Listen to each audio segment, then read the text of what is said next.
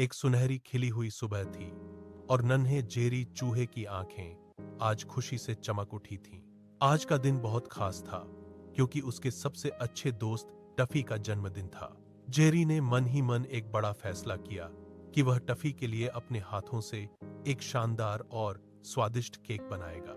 वह दबे पांव धीरे धीरे रसोई की ओर बढ़ा ताकि किसी को खबर न हो। उसने सावधानी से आटा, मलाईदार दूध, मीठी चीनी और ताजी लाल स्ट्रॉबेरी इकट्ठा की। जेरी ने जैसे ही एक बड़े कटोरे में मिश्रण तैयार करना शुरू किया, तभी टॉम बिल्ली दबे पांव रसोई में दाखिल हुआ। टॉम ने हवा में अपनी नाक सिकोड़ी और सूंघते हुए पूछा कि इतनी मीठी और प्यारी खुशबू कहां से आ रही है। जेरी घबरा गया और उसने तुरंत रेसिपी का कागज अपनी पीठ के पीछे छिपा लिया। टॉम को लगा कि जेरी स्वार्थी बन रहा है। टॉम ने मन ही मन केक चुराने की एक चालाक योजना बनाई। वह बिल्ली जैसी फुर्ती से जेरी के पीछे पहुंचा, लेकिन किस्मत को कुछ और ही मंजूर था।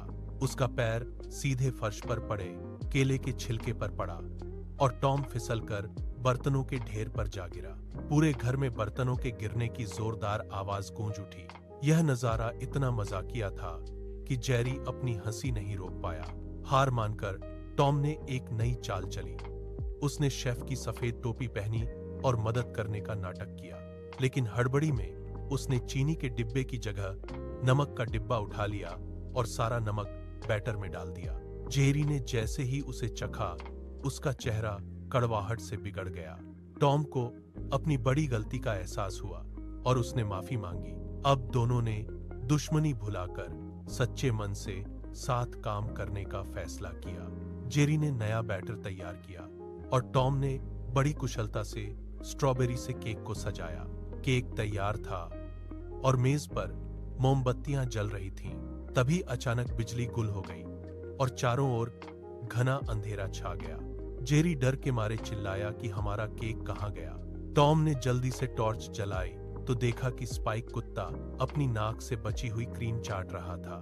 दोनों ने एक साथ गुस्से में चिल्लाकर कहा, स्पाइक। लेकिन फिर वे सब जोर जोर से हंसने लगे क्योंकि स्पाइक ने सिर्फ बेकार क्रीम खाई थी और केक बिल्कुल सुरक्षित था। तभी छोटा टफी वहां पहुंचा और सबने एक साथ चिल्लाकर कहा, सरप्राइज। टफी की खुशी का ठिकाना न रहा। टॉम और जेरी ने मुस्कुराते हुए एक दूसरे को देखा। उस दिन उन्होंने सीखा कि झगड़ों से ज्यादा जरूरी साथ मिलकर काम करना और सच्ची दोस्ती निभाना है। टफी ने केक का पहला टुकड़ा काटा और सबने मिलकर जश्न मनाया।